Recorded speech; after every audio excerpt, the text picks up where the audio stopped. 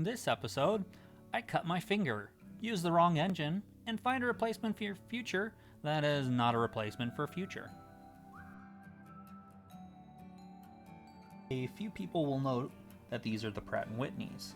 Now, with the subject that I'm building, they use the GE engine, so looks pretty good, but all for nothing.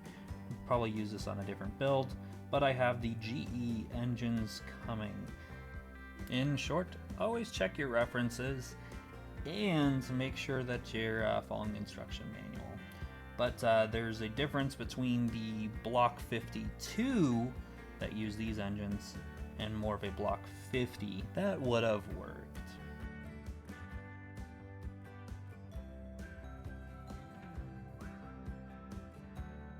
Now with the construction all wrapped up, I'm going to show you a few of the seams that you need to take care of on this kit. With Tamiya, everything's engineered really well, so you don't really need to do too much with seams, but there are a couple. So take note, this white portion here, that is a little bit of a tricky one, but filled in with some of the methods that I showed in the other videos.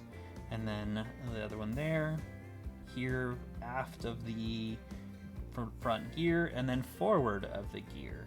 That one's a little tricky because you got a panel that you gotta rescribe possibly.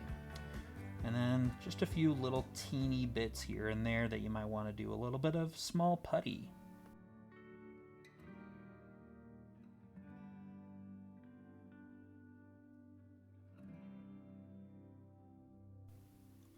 So a couple of those little teeny cracks where it's just a little bit too much of a gap.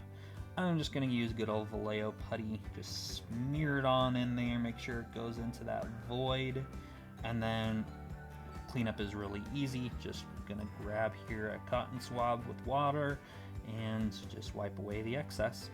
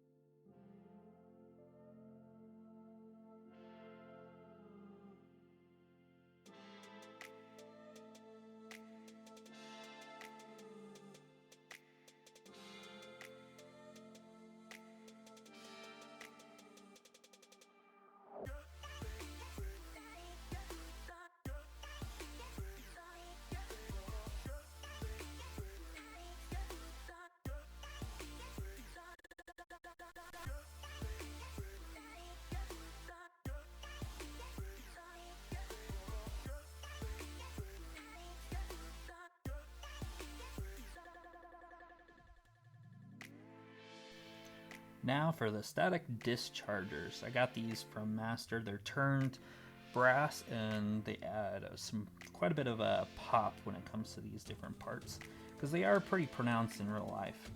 Now to get off the existing detail, I'm using some God hands to just kind of snip it, but eventually I'm gonna just change over to use an X-Acto knife to cut off the extra. Doesn't need to be super perfect because we're putting something over it. Now, some are going to be horrified by the way I'm using the X-Acto knife. Not exactly safe. And some other people are going to actually realize that I will be wearing a band-aid later on in the video exactly for what you think just happened. Now attaching the static dischargers is actually pretty easy. I'm just using some rubberized black CA to kind of give it a little bit of strength and resilience and a little bit of flexibility to it. So I'm just using a dab of it and then just attaching the part. Granted, the part is very, very small.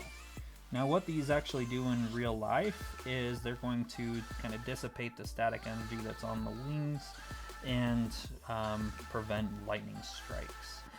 So I'm told. I don't understand actually how all that works, but that's what it says in the book.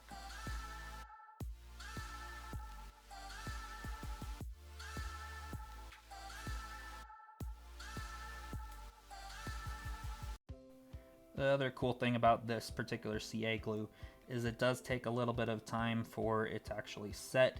It's not instant, it's not 5 seconds, more maybe closer to 15, so it does give you a little bit of time to make sure that you can do some course correction and put it in the exact spot where it should be.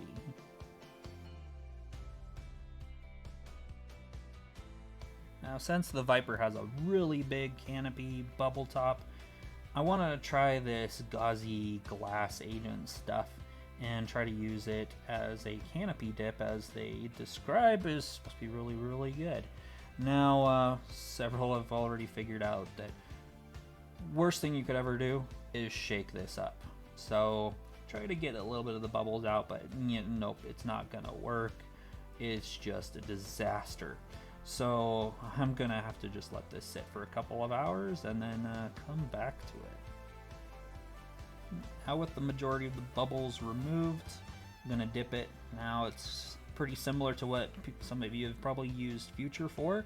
So just dip it in, but I can kind of see that there's a few particulates in it. I don't know if it's contamination at surface, but it seems to be free flowing. So I think the key might be to just lift it out really, really slow so it has a way to just kind of drain off, I'm guessing. But still, it was hard to make sure that there was just no little micro bubbles, or I don't know if they were clumps or what. Maybe this was an old batch, but it really just didn't work well, and it was actually harder to work than good old Future, sadly.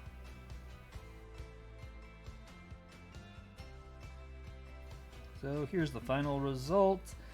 Kind of shiny, sure, but if you take a close look at it, you can see all that little flurm chunk on there. It doesn't look like a bottle.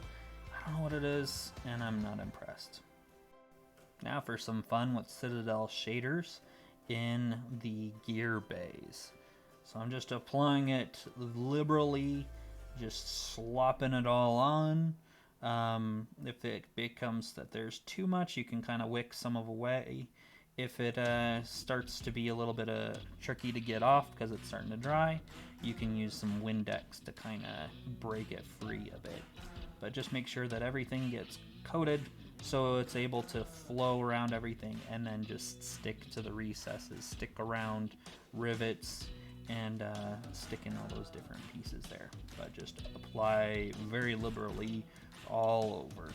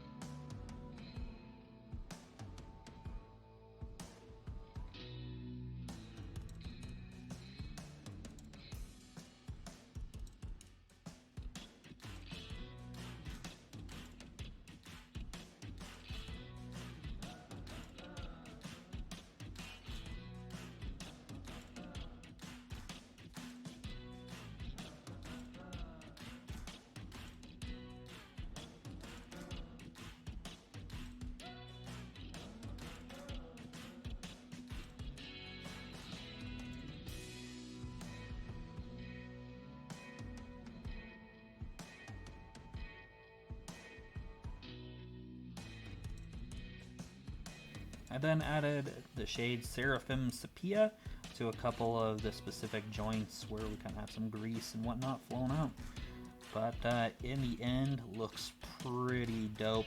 Very similar to what you would see on the real thing, I think. And as always, a special thanks to Hobby Nut Models. And we'll see you guys on the next round.